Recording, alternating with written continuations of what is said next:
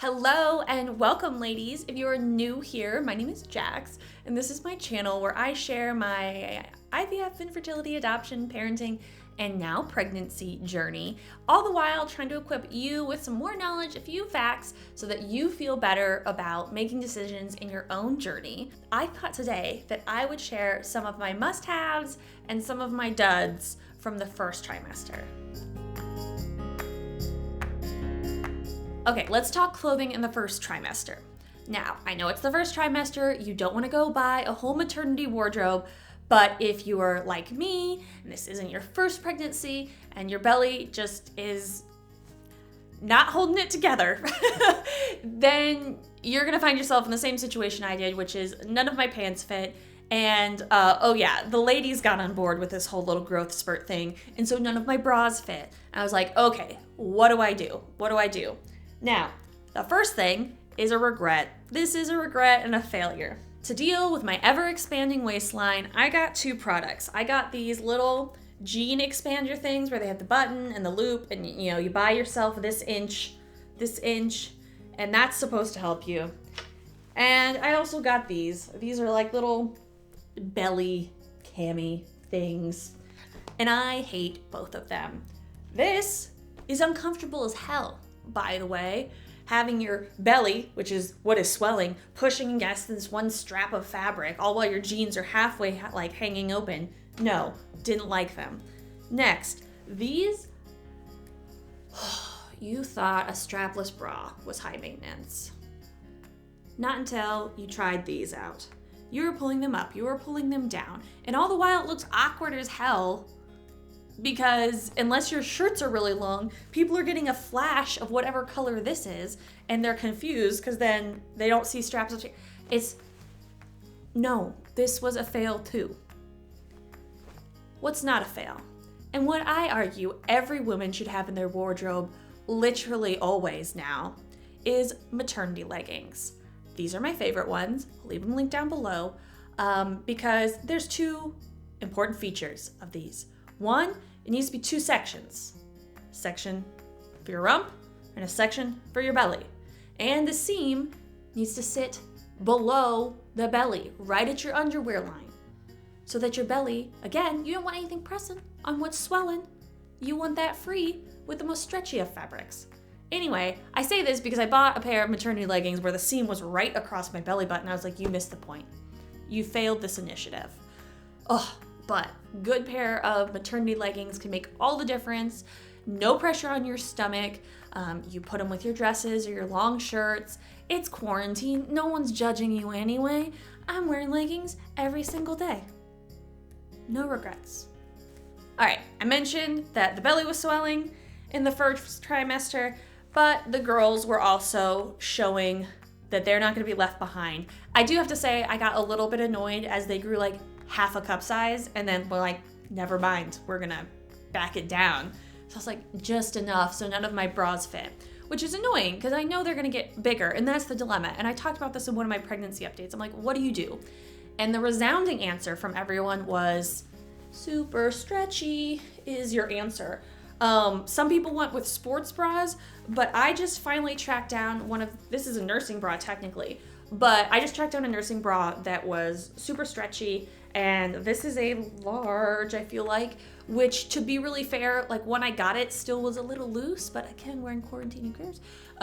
And I'm slowly growing into, and I know will get me at least, if not all the way through the second trimester, close to it.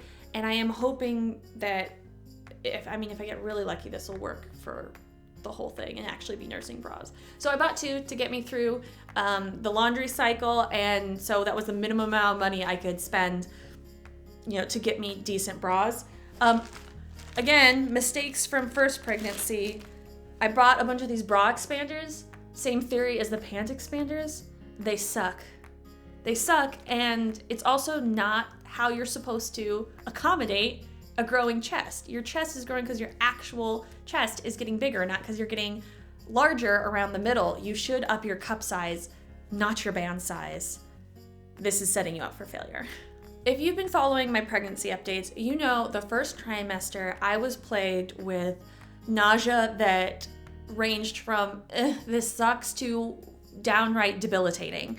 So nausea control is a large part of my first trimester, but don't worry, there's some other products in there, but that's where I want to start because 80+% of women deal with some sort of morning sickness, whether it's confined to the morning or it's more like all day sickness. So I want to go through some of the strategies and products that I use to get me through that. The first category of things to help with nausea are things that you suck on. Now get your mind out of the gutter. I mean like lemon drops or these pregnancy pops or peppermints. Anything that has a really tart flavor is going to help you a lot. During my very first pregnancy, I used lemon drops. I lived off lemon drops. I've heard women using Jolly Ranchers. I found peppermints really helpful, very refreshing. Something about the smell of them too was helpful. But I also finally caved this time around and bought the quintessential pregnancy pops. These are the sour raspberry and the sour lemon. Again, you can see they're going with the sour. You want something really sharp, not necessarily too sweet. I don't know what's in them, but they are the best. Oh, and anything I mention, I'll leave links to down below so you can go snag them on Amazon or do your own research. I think it was really worth it to actually just get the on-brand pregnancy pops because they definitely work the best out of what I've tried. Next, once my nausea got a little bit worse, I was struggling to get through the night. Obviously, you don't want to put like a lozenge in your mouth in the middle of the night, although some women do. Some people keep snacks on their bedside. I was finding that I was waking up way past the point of let me eat something to make this better. I needed some actual relief. So I used Unisom, and Unisom is traditionally like a little sleep aid, but here, let me show you. They're just these tiny little blue tablets, and you only need a half of one to help with nausea. And I have to say, it made all of the difference. It made all of the difference while I was sleeping to get me through the night, which was a big deal because there was a week or so there where I wasn't eating during the day and I wasn't being able to sleep a full night of sleep at night, which was just leading to a disaster during the day. So don't be afraid to break out something, heavier than saltines if you need it to get through the night. I just think sleep is such a key part of like maintaining any sort of semblance of mental health or, ability to function. And in fact, my therapist actually pointed out to me last time I talked to her that the vast majority, like over 80% of common mental health issues, depression, anxiety, are helped with sleep. She said sleep was the number one most universal thing that led to people feeling a decrease in their symptoms of mental health issues.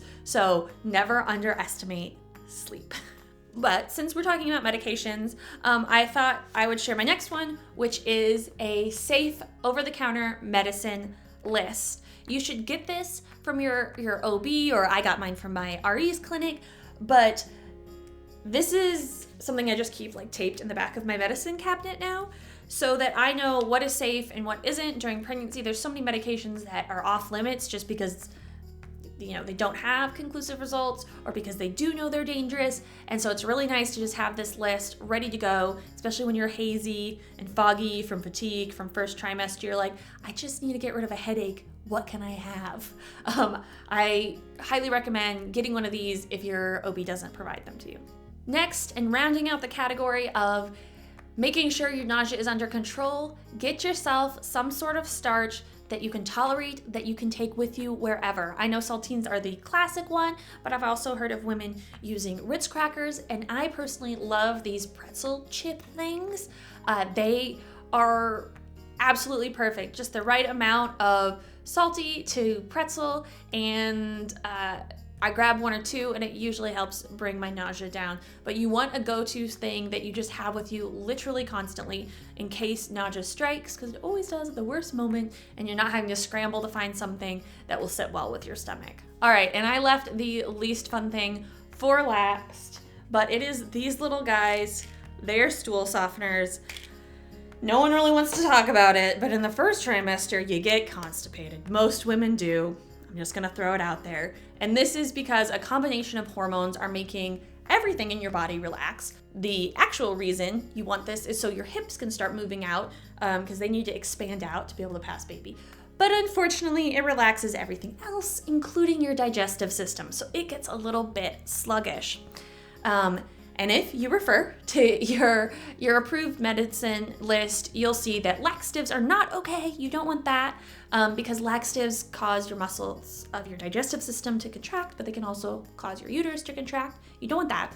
But stool softeners and lots of fiber supplements are the way to go. And that's what's going to give you some relief. And especially to my fellow IVF mamas, we are pumping ourselves full of progesterone, which just compounds with the natural hormones to cause even more constipation. So I know that's kind of a note to like leave it all on, but don't be afraid to stock up on your fiber, eat your good whole grains, and veggies, and also add a stool softener in there if you need it to get you some comfort during the first trimester. It's not the most comfortable time anyway. You don't need this kind of compounding on top of that.